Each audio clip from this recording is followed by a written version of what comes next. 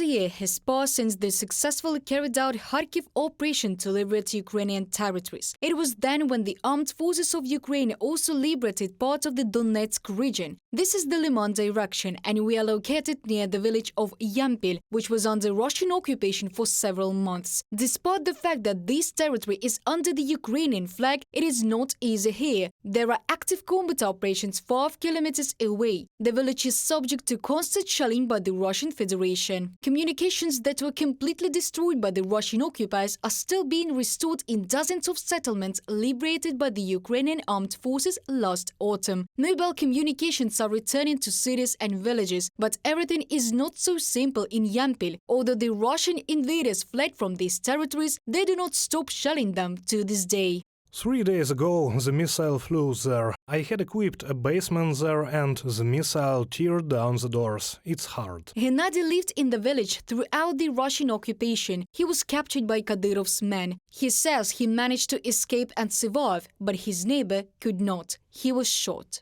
The Luhansk People's Republic's troops came in here for a couple of days and took us captured for nothing.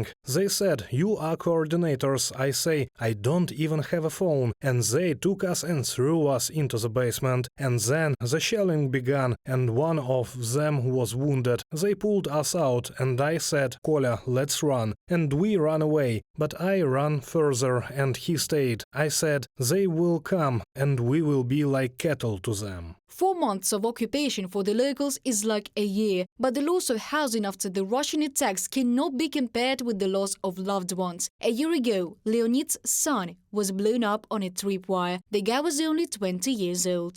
I had a son. He was a late boy. Well. Did he get caught on a tripwire? Yes, the guy was 20 years old. Pardon me, I'm telling you, my daughters had left, but he had stayed with us. That's it. We can't have him back.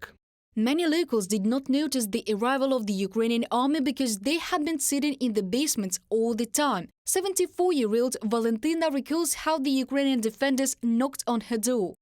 The shooting was loud. We were sitting in the basement. I was sitting in the morning and it was already cold. They were knocking, but I can't hear well. I went out, saw something blue and said, "It's ours." They asked who was there. I said, "Only me." Locals are already accustomed to living to the sound of artillery cannonades. They rarely go down to the basements. Vasil is a native of temporarily occupied Makiyevka. He says he planned to meet his old age here in Yampil. Missiles have already hit the pensioner's house twice. Aren't you tired of the war? No. Why would I be afraid of it? Well, it's loud, okay, so what? In short, everything in God's will. When it was to happen, hide or don't hide, you will get hit.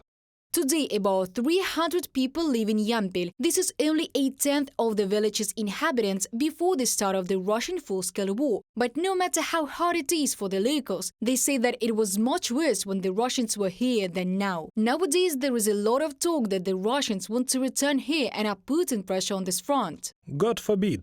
Reported by Diana Kolesnik, Alyona Gramova, Yevgen Karmazin, Alexander Kolyshev, UATV News.